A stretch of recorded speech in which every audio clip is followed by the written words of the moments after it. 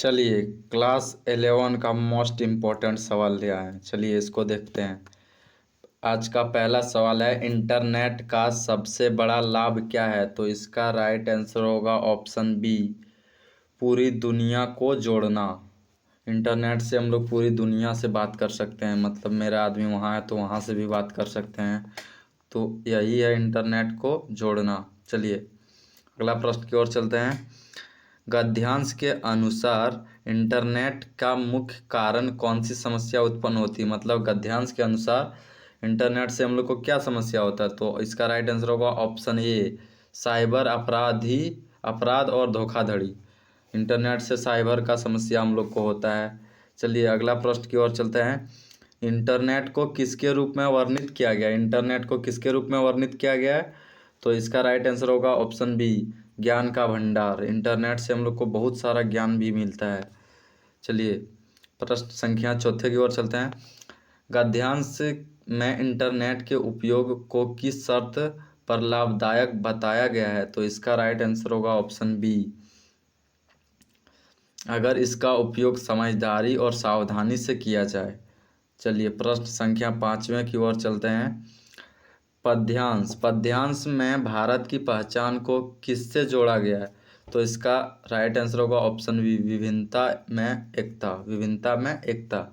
चलिए प्रश्न संख्या छठे की ओर चलते हैं।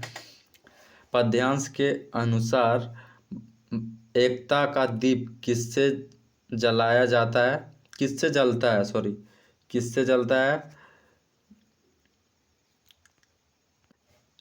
छ का आंसर होगा राइट ऑप्शन बी इसका राइट आंसर होगा, आपसी मेल और भाईचारे से।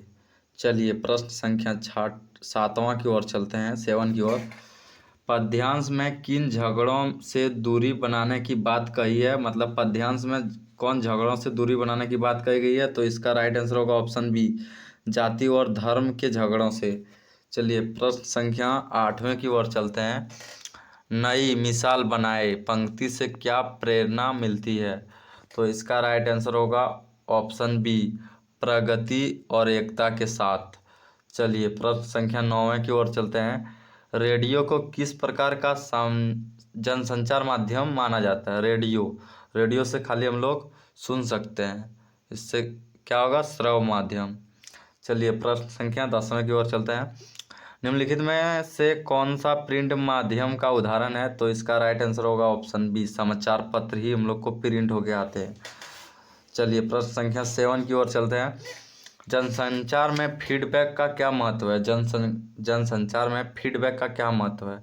तो इसका राइट आंसर होगा ऑप्शन डी, जनसंचार में फीडबैक का बहुत सारे महत्व है। जैसे संदेश को समझने में मदद करता है, संदेश के प्रभाव का आकलन करता है, दर्शकों की राय प्राप्त करता है, दर्शकों की कि आपको अच्छा लगा कि नहीं, वह इसीलिए हम लोग उससे फीडबैक देते हैं। चलिए प्रश्न संख्या 12 की ओर। निम्नलिखित में से कौन सा जनसंचार का आधुनिक माध्यम है? तो इसका राइट आंसर होगा ऑप्शन सी, इंटरनेट। चलिए प्रश्न संख्या 13 की ओर चलते हैं। जनसंचार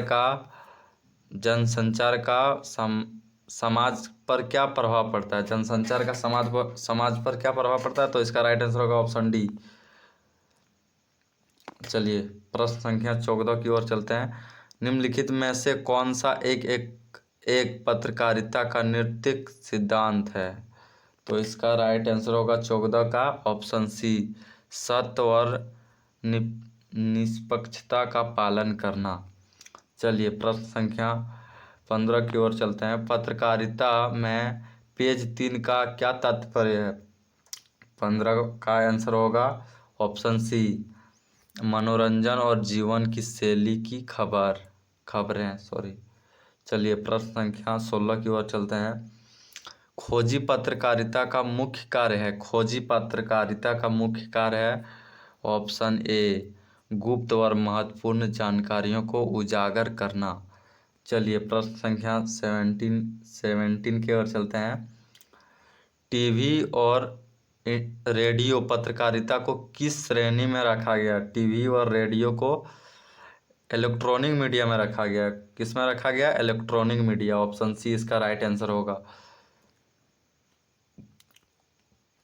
उसके बाद अगला प्रश्न की ओर चलते हैं। दूरदर्शन पर प्रकाशित होने वाला पहला धारावाहिक है तो इसका राइट आंसर होगा ऑप्शन बी, हम लोग। चलिए 19 नंबर की ओर चलते हैं। हामिद ने चिमटा क्यों खरीदने का सोचा, मतलब हामिद ने चिमटा क्यों खरीदने का सोचा, तो इसका राइट आंसर होगा ऑप्शन बी, दादी का हाथ जलने से बचाने के लिए। चलिए प्रश्न संख्या 20 की ओर चलते हैं। हामिद के अनुसार खिलौने खरीदने का क्या समस्या था?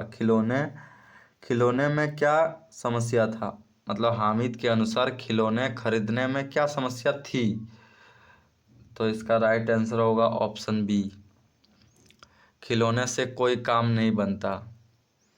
चलिए अगला प्रश्न 21 है। गद्यांश के अनुसार चिमटा का कौन सा उपयोग हामिद ने किया, तो चिमटा का उपयोग उसने किया, ऑप्शन डी इसका राइट आंसर होगा। रोटी या तावे से उतारने में मदद करेगा, चूल्हे को साफ करने में उपयोग होगा, आग मांगने वाले को आग देने में उपयोग होगा। इसका राइट आंसर होगा ऑप्शन डी। चलिए अगला प्रश्न है। प्रस्तुत गद्यांश के रचयिता कौन है, तो इसका राइट आंसर होगा ये, अब आप लोग जानते हैं, प्रेमचंद्र। चलिए अगला प्रश्न 23। दोपहर का भोजन कहानी मूल्यतः किस वर्ग से निधित्व करता है, तो इसका राइट आंसर होगा 23 का ऑप्शन बी, निम्न मध्यवर्गीय। चलिए अगला प्रश्न है 24। टॉर्च बेचने वाले के माध्यम से प्रसाई जी ने किस आधार पर व्यंग्य किया, 24 का राइट आंसर होगा आपका ऑप्शन बी। चलिए अगला प्रश्न की ओर चलते हैं। चमेली के बेटे का क्या नाम था, तो चमेली के बेटे का नाम था ऑप्शन ए वसंता। चलिए अगला प्रश्न है। काला शुक्रवार पुस्तक की रचना किसने की, काला शुक्रवार, तो इसका राइट आंसर होगा 26 का डी, सुधा अरोरा। इसका राइट आंसर होगा सुधा अरोरा, ऑप्शन डी। चलिए 27 की ओर चलते हैं। खाना बदोश कहानी के लेखक कौन है, तो खाना बदोश कहानी के लेखक हैं ओम प्रकाश।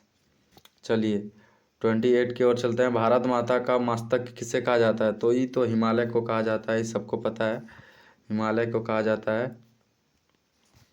इसका राइट आंसर होगा ऑप्शन ए। चलिए 29 की ओर चलते हैं। मकबूल ने ऑयल कलर की ट्यूबूट खरीदने के लिए अपनी कौन सी किताबें बेच दी थी, तो इसका राइट आंसर होगा ऑप्शन बी, इतिहास और भूगोल। चलिए 30 की ओर चलते हैं। आवारा मसीहा के लेखक कौन है, तो आवारा मसीहा के लेखक कौन है, विष्णु